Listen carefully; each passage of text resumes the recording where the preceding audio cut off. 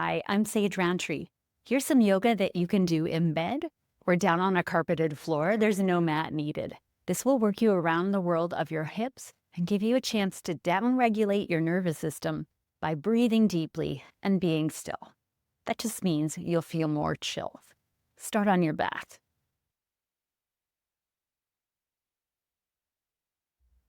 It might feel nice to add a pillow underneath the back of your head. Feel free to do that. Or if you are on a mat, a yoga blanket could serve that purpose. Let's really casually cross the outer left ankle over the right thigh. If this feels too strong for you already, step your right foot away from center. If you want to feel a little more, bring your right foot in closer to center and try a flow sway of your legs from side to side. You may be familiar with the figure 4 version where you pull this all in towards your chest, and that's a fine pose to do. If you want to pause the video and go there, go for it. We will head into a light twist. Please shimmy your right foot over toward your left hip. Then lower this unit of your legs down toward the right. The sole of my left foot has come down to the floor. That might happen in your body as well, or maybe not. Maybe your foot stays up, free of the floor.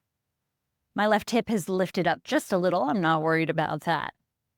We'll stay here for several breaths. You could drape your arms out to the sides. Maybe you could reach your hands for your ankles. If you try it and it's a no-go, don't worry about it.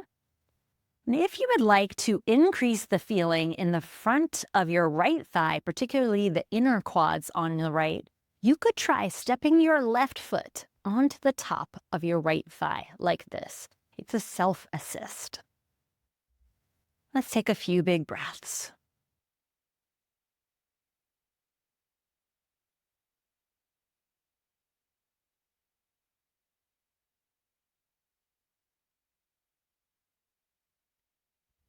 If any of these poses feels like just the ticket for you, you can always pause the video and hang out longer. Next up, we'll cross the outer left ankle over the right thigh again and lift up through center. Now your right foot will move over toward your right hip. If you're on a mat, it moves toward the long right edge of your mat.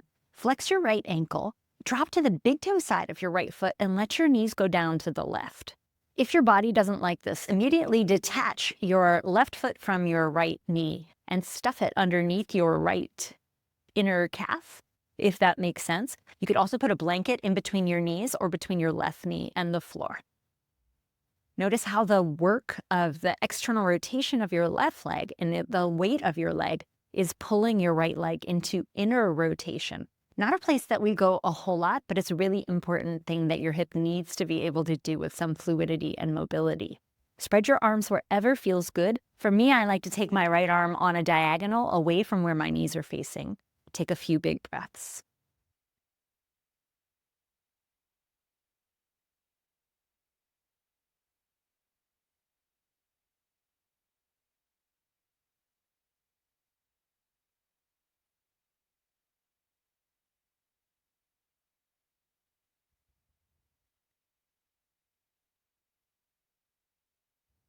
If this is your favorite pose, you can hang out here. If you'd like to go into a deeper twist, you'll come up through center, and now you'll cross your left knee more tightly over your right knee. Your right foot can come somewhere near the center of your space, near your tailbone, in the middle of the mat if you're on a mat. I like to lift my hips and bump them to the left, but that's not necessary. Your knees will drop over to the right. This will pull you to the big toe side of your left foot and the pinky toe side of your right foot. Now, if this doesn't work, a stacked knees situation is better for your body. If you want a little more, you can work your knees up toward your right elbow. If you want a little less, you can move them down away. Your upper body should arrange itself however feels best for you. I've got my arms loosely spread. I've got my face up, but you could turn your head away from the direction your knees have gone. Let a few big breaths come in and go out.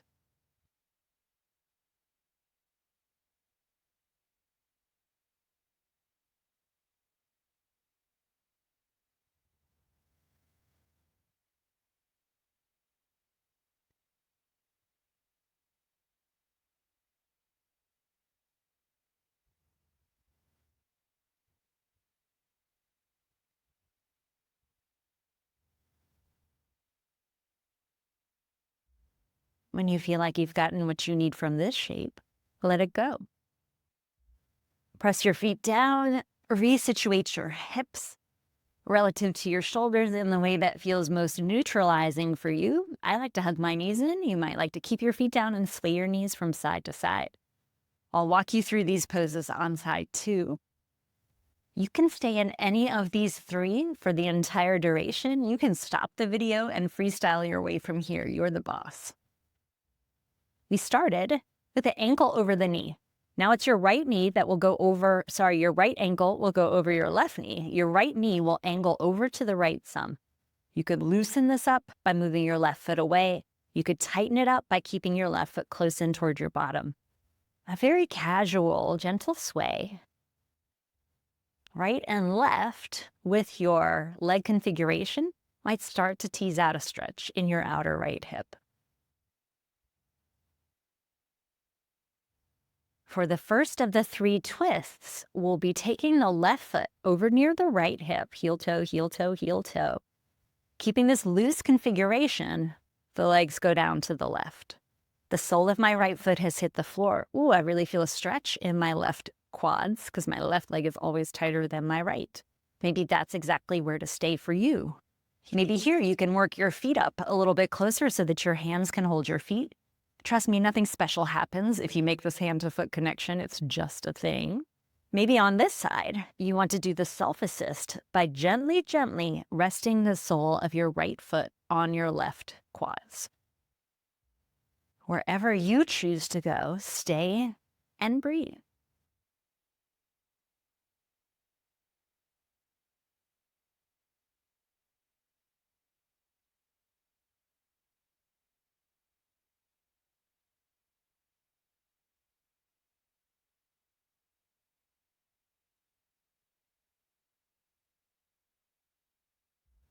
You are the sole authority on how long to hold on the second side. If this is just getting good, please keep going. The next pose in this 3-pose sequence is lifting this very configuration of the legs up and working your left foot over towards your left hip.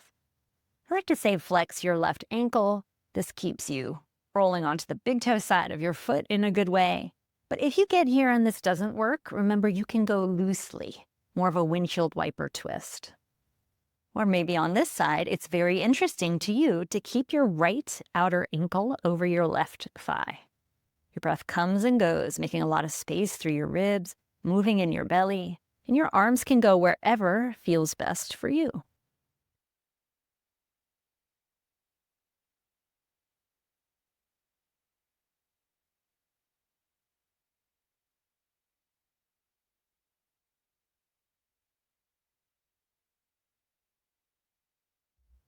Notice where the work is happening in your body and consider whether that is necessary work. My right inner thigh is doing a tiny bit of work here to hold my right ankle on my left thigh, but you don't need to do much more than that. The third pose in the sequence is the tighter cross of the legs, and the legs go back to the other side. Along the way, and you can slide closer to knee. Maybe you bump your hips to the right as you drop your knees to the left. Maybe you shimmy your shoulders to the left as you drop your right shoulder down towards your mat. You can uncross your legs. You can move your knees higher. You can open the bend in your knees a little and slide your feet away from center. Arrange your upper body in the way that feels sweetest for you. And let your breath come in. And let your breath go out.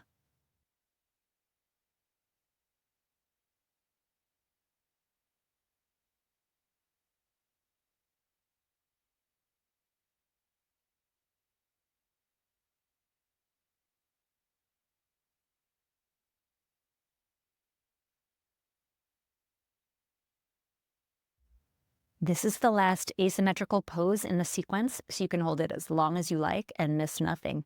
When you feel like you've had enough, release the cross of your legs, reset your hips relative to your shoulders, and go through anything neutralizing that feels good. That could be hugging your knees in towards your chest, could be a happy baby position, could be a reclining cobbler position, or a reverse reclining cobbler, sometimes also called constructive rest. I hope that feels good, and I hope it becomes part of your bedtime routine.